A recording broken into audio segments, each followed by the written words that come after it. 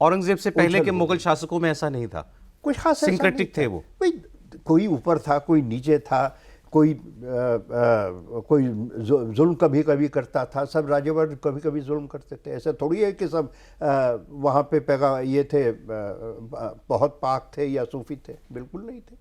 राजा थे, लूटते थे, चलाते थे जैसे और राजा करते। लेकिन ये कल्चरल सिंथेसिस, अब आप कहें अकबर और जहांगीर सुबह उठ के सूर्य को नमस्कार करते थे। अच्छा, करते थे। अबुल फजल ने लिखा है कि उन्होंने 4 किताबों को कहा है कि ये डिवाइन है, यानी ऊपर वाले से आए हैं। चारों संहित है संस्कृत के, और वो मानते थे। जहांगीर, मैं तो अब याददाश्त से निकाल के कहता हूँ, जहांगीर का जब कोरोनेशन हुआ, जब वो राज्याभिषेक ताज जब पहने, उसके बाद थोड़ी सी आराम मिली, नेचुरल रिलीफ मिला, तो पहली बार अपने बाप की लाइब्रेरी में गए और क्या है, वहाँ मैंने एक ही किताब निकाली और उसको पढ़ा, वो रामायण था। उनके अपने, आप जहांगीर नामा पढ़ के तो देखें, पढ़ के देखें वहाँ, मतलब आप हैरान हो जाएंगे। ज्योतिष राजा या ज्योतिक राय, इसको अकबर ने एक इंस्टीट्यूशन बना दिया।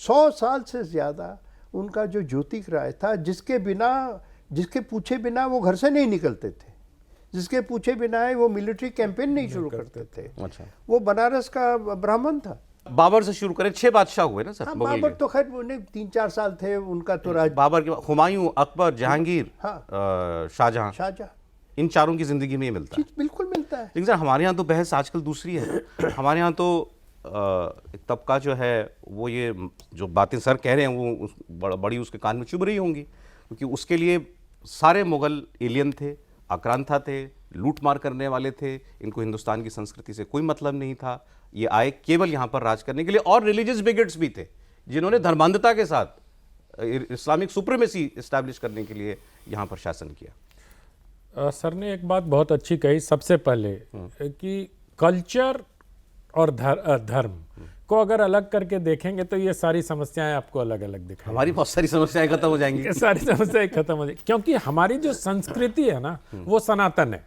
वो लंबे समय से चली आ रही है। धर्म तो बहुत बाद की चीज है। वो दूसरे वाले अर्थ में धर्म को देखेंगे तो वो अलग दिखाई देगा, मजहब को देखेंगे तो वो अलग दिखाई देगा। लेकिन मुझे लगता है कि इतिहास को लेके जितने विवाद हैं, वो जाले तो इनकी किताब कुछ साफ करती है, लेकिन इस किताब में जो रोचक चीज़ें हैं, मतलब आपको पता है, सर से सुनिएगा वो किस्सा। मैं सर से अनुरोध करूंगा कि सुनाएं कि अकबर के जन्म को कैसे टाल दिया गया। मतलब मैंने सुना, बहुत इंटरेस्टिंग। उनकी मां लेबर पेन में थी और ज्योतिष ने कहा कि अभी पैदा होगा तो ये चक्रवर्ती सम्राट नहीं बन पाएगा। हाँ, ये कहानी बड़ी अच्छी है। जब हुमायूं राणा उमरकोट के यहाँ उनको मिली, ये तो सबको पता है, तो राणा उमरकोट ने उनको घर में जो रिहाइश दी थी वो मुफ्त में थोड़ी दी थी। वो इसलिए दी थी कि उनकी आर्मी के उनको लोगों को जाके राजा थट्टा के खिलाफ लड़ना था। तो आए, 2 दिन रहे, उसके बाद कहा कि आप जाइए लड़ने। तो तब तक हमीदा बेगम जो थी प्रेग्नेंट थी, तो एक ही आदमी को हुमायूं ने वहाँ पर छोड़ दिया, बाकी सब आदमियों को लेके गए लड़ने के लिए, और वो था जो उनका ज्योतिष था। तो वो भी मुसलमान था, मौलाना चांद ज्योतिष था। तो जैसे हुआ, फिर 1-2 दिन बाद आया, खबर आई कि लेबर पेन शुरू हो गए। एकदम घबरा गया, बोला नहीं, ये बच्चा भी पैदा नहीं हो सकता। तो सारी औरतें हंसने लगी, ये इस मौलवी को कुछ नहीं पता है।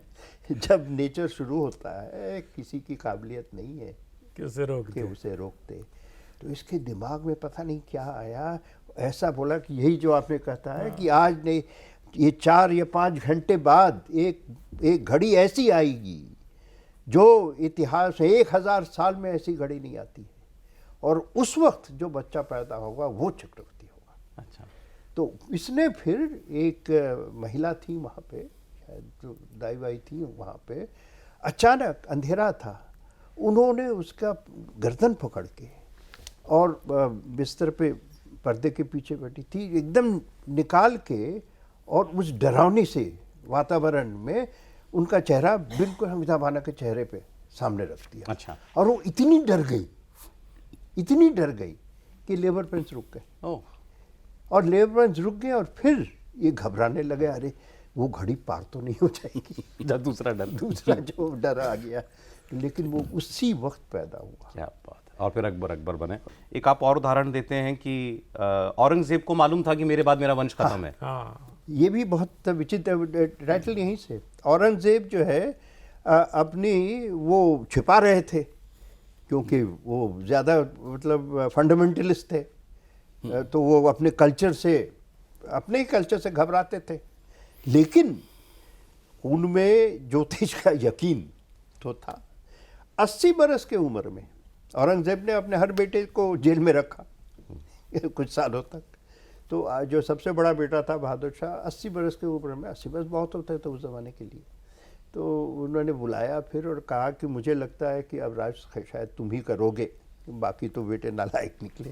तो उन्होंने कहा कि अब तुम्हें एक कहानी बताता हूँ मैं, कि देखो मैं तीसरा बेटा था, मेरे सुल्तान या मेरे शहंशाह बनने का कोई चांस नहीं था। मेरे वालिद का सबसे मतलब फेवरेट था दारा शिकोह के बारे में अगर सुनेंगे, जितना आप कम सुने होंगे कम सुने होंगे, वो उसकी कल्चरल सेंटिस। बिल्कुल।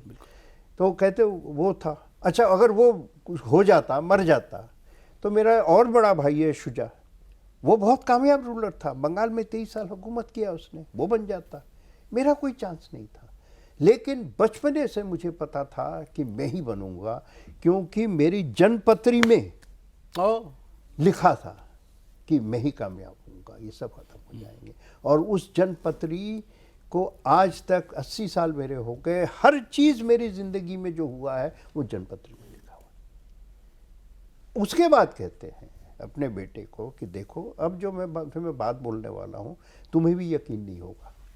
आज जो है ये एम्पायर, मतलब बादशाह ताजिकिस्तान के पास है, वहाँ से लेके साउथ तक है, इतना बड़ा एम्पायर है, स्टेबल है।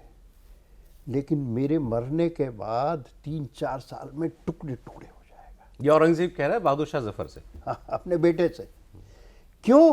क्योंकि जन्मपत्री में लिखा है, ज्योतिष ने बताया है। वो भी सच साबित हुआ। वहीं से आया ये आपका नाम, आफ्टर द कियोस। ये औरंगजेब कह रहा है।